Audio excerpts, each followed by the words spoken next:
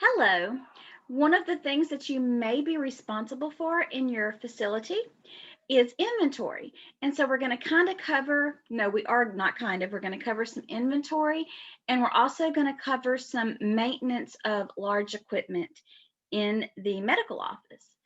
So I'm going to share my screen.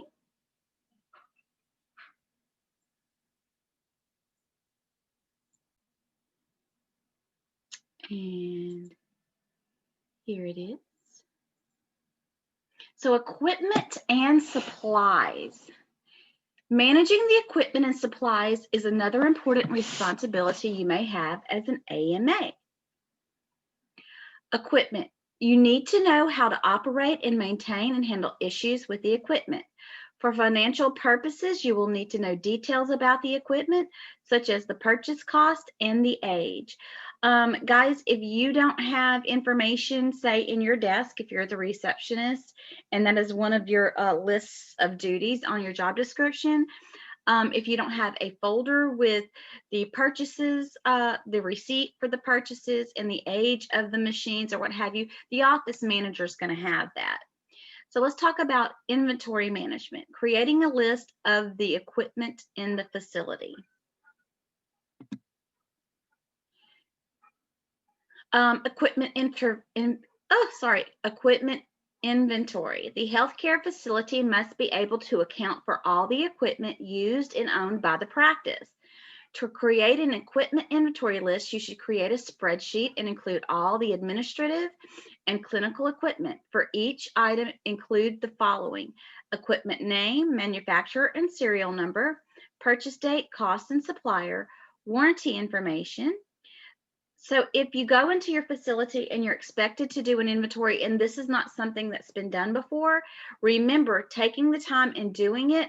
Well, first of all, you're probably really going to impress your office manager and the physician in the facility, but it's also going to make it easier for you every time you do inventory. Your equipment safety and maintenance. You are responsible for monitoring equipment safety and proper functioning.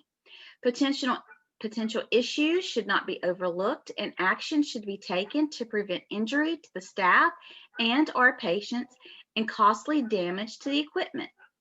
Equipment should be routinely cleaned and maintained in accordance with the operation manual, which will help with the life of the machine. Make a schedule as a reminder. Service calls and warranties. Service calls can be expensive. That's why it's good to have a warranty. But even with one, have a piece of equipment out of order costs the practice money. Sometimes the service provider will loan out equipment while your equipment is being fixed, which greatly lessens the burden on the price. Purchasing equipment. Depending on the size of the practice you work for, you may or may not be involved in purchasing equipment, using the internet to do research, and contacting salespeople representing new models are two ways of getting additional information about new machines. Ultimately, it's the supervisors or the provider's call about which model to get. Supplies. You need to ensure that the practice has enough supplies to treat patients. Too little and you run out, which is expensive for last-minute ordering and unprofessional. Too much and it becomes a financial waste because many supplies have expiration dates that can't be used beyond that. Having adequate amounts of supplies in the inventory is crucial. Inventory management. This involves ordering, tracking inventory, and identifying the quantity of product to purchase. Keep a record on each item in the inventory by hand or computer. In the record, you should have item details, excuse me, guys, quantity to reorder point.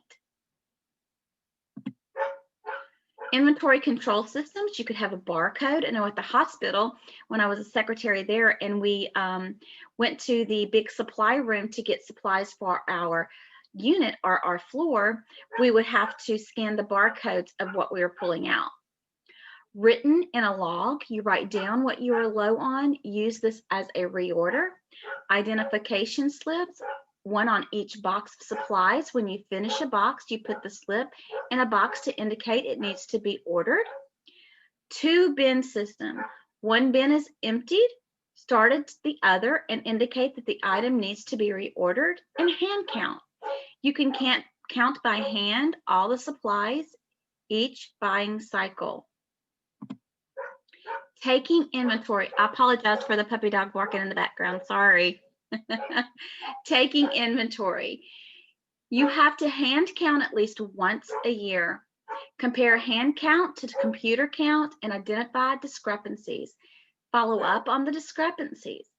Manual inventory provides the company with information to actual number of items in stock, and to use this is used for financial value of inventory, which is then used for financial report and taxes.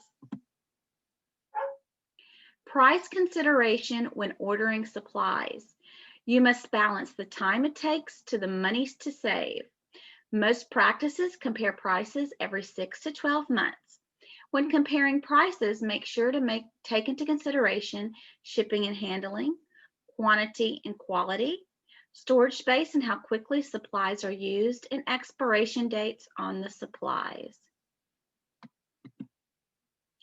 Ordering supplies. You will have to identify a couple of vendors from which to purchase administrative and medical supplies. You can use a printed catalog or on an online website. You will have to set up an account before you can order.